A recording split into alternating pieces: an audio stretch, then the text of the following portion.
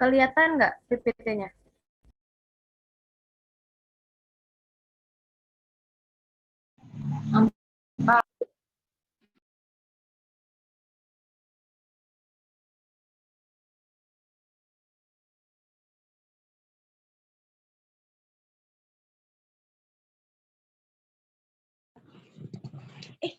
Aku moderator. Kak. Please.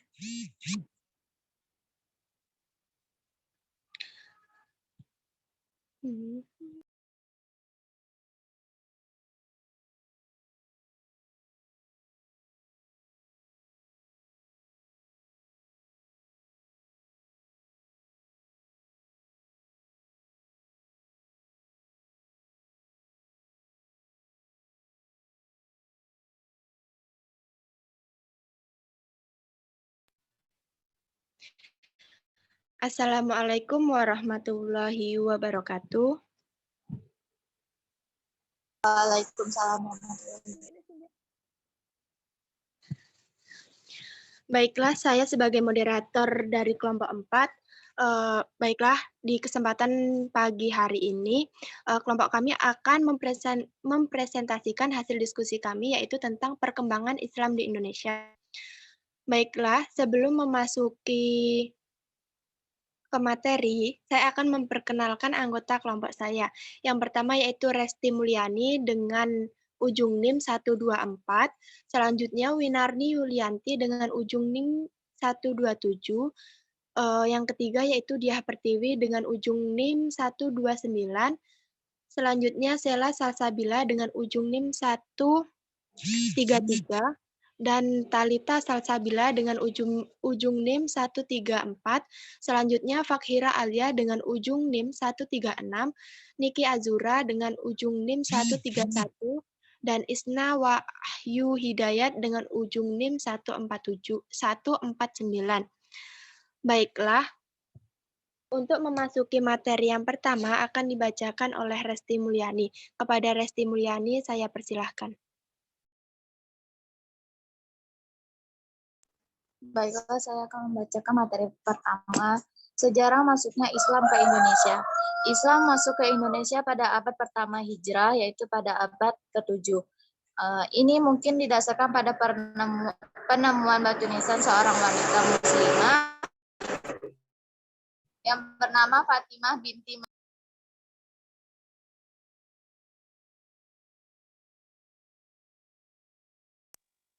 di lereng dekat Surabaya yang pada tahun 475 Hijrah atau 1082 Masehi. Sedangkan menurut laporan seorang musafir Maroko Ibnu Batuta yang mengunjungi Samudra Pasai dalam perjalanannya ke negeri Cina pada 1345 Masehi, agama Islam yang bermadzhab Syafi'i telah mantap di sana selama seabad. Oleh karena itu, pada abad ke-13 biasanya dianggap sebagai masa awal masuknya agama Islam ke Indonesia. Islam datang ke wilayah-wilayah tersebut dapat diterima dengan baik, karena Islam datang dengan membawa prinsip-prinsip perdamaian, persamaan antara manusia, tidak ada kasta, dan menghilangkan perbudakan, serta yang paling penting juga adalah masuk ke dalam Islam sangat mudah hanya dengan membaca kedua kalimat syahadat dan tidak ada paksaan. Baiklah, saya kembalikan ke moderator.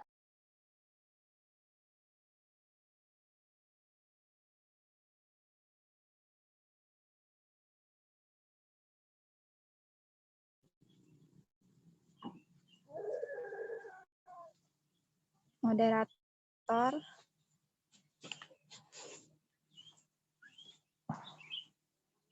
Baiklah, saya akan melanjutkan pemaparan materinya.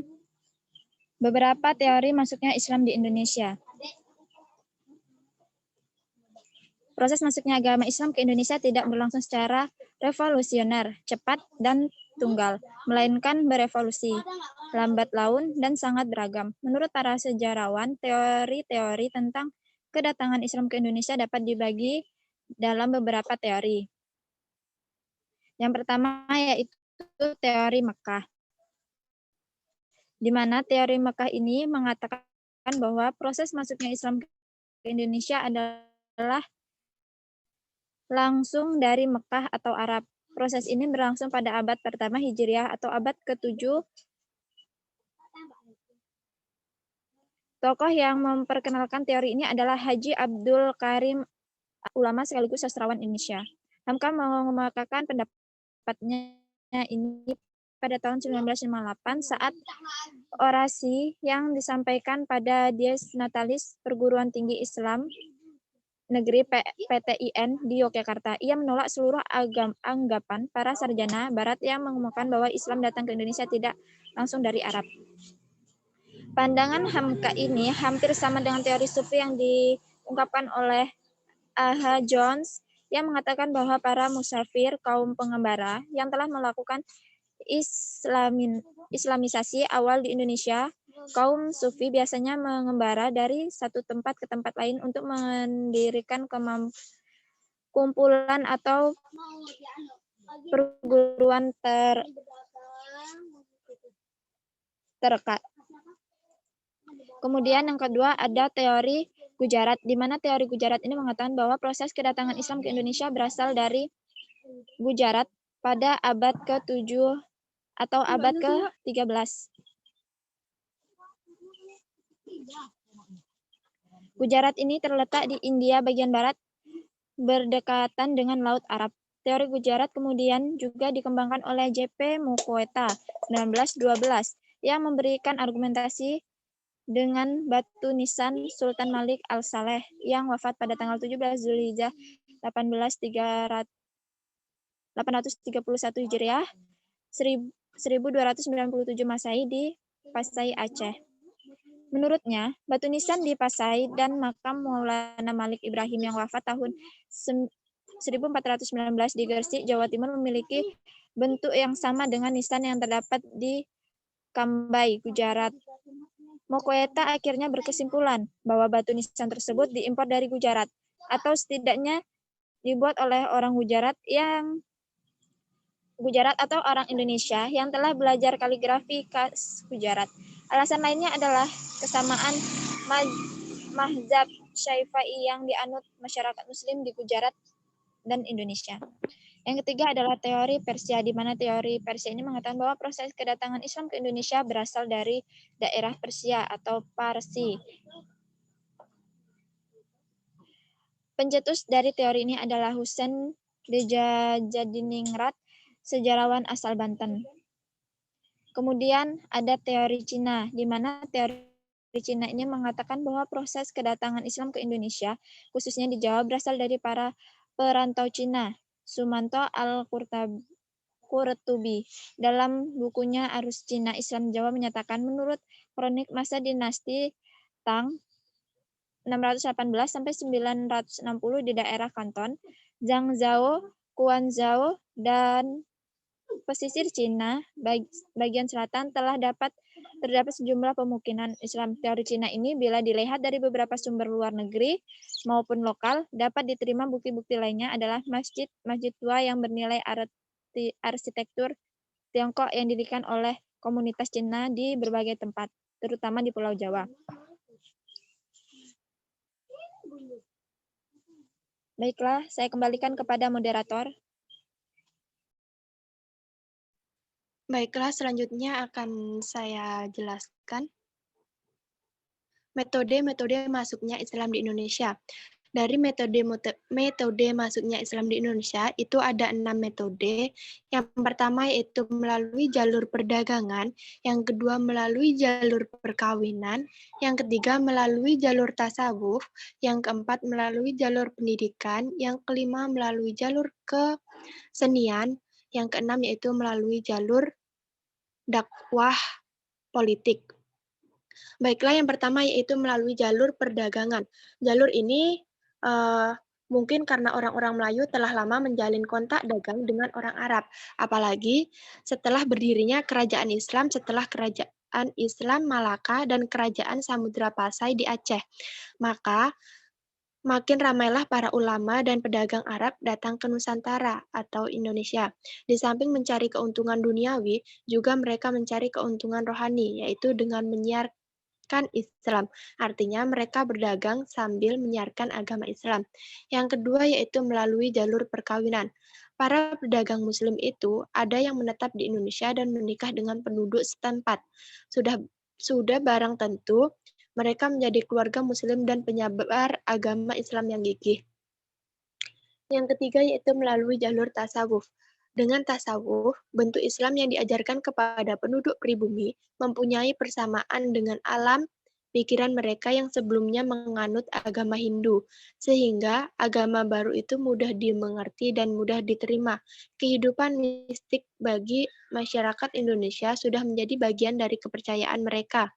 Oleh karena itu, penyebaran Islam melalui jalur tasawuf atau mistik ini mudah diterima karena sesuai dengan alam pikiran masyarakat Indonesia. Misalnya, menggunakan ilmu-ilmu riyadhat dan kesaktian dalam proses penyebaran Islam kepada penduduk setempat. Yang keempat yaitu melalui jalur pendidikan. Pesantren merupakan salah satu lembaga pendidikan yang paling strategis dalam pengembangan Islam di Indonesia.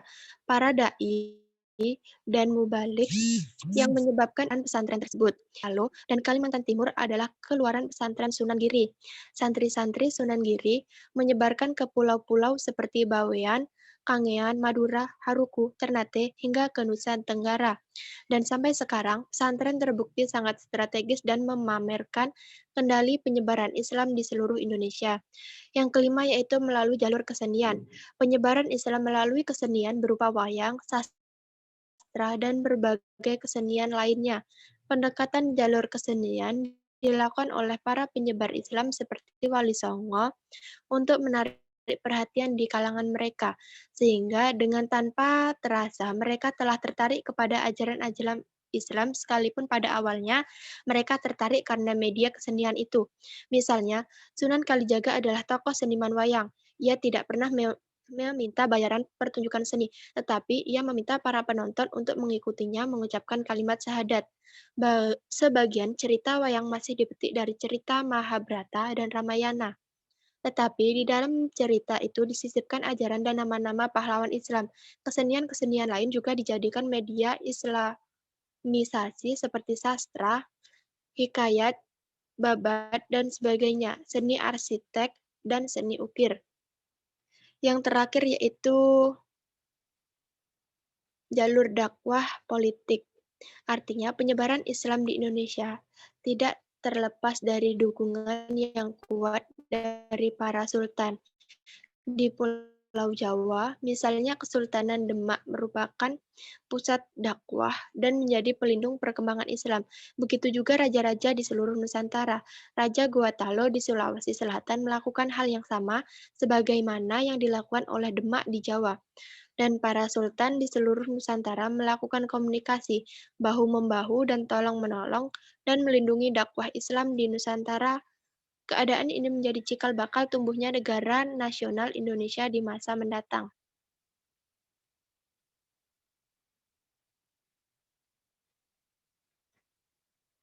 Baiklah, materi selanjutnya akan disampaikan oleh Sela Salsabila. Kepada Sela, saya persilahkan.